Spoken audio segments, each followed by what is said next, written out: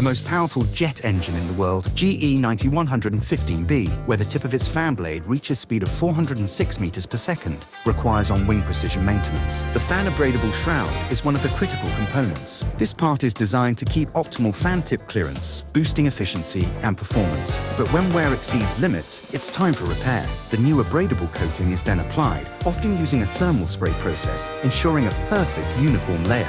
Once cured and inspected, the engine's performance envelope is fully restored. That's the detail required for the world's most powerful jet engine. Like and follow for more aviation maintenance secrets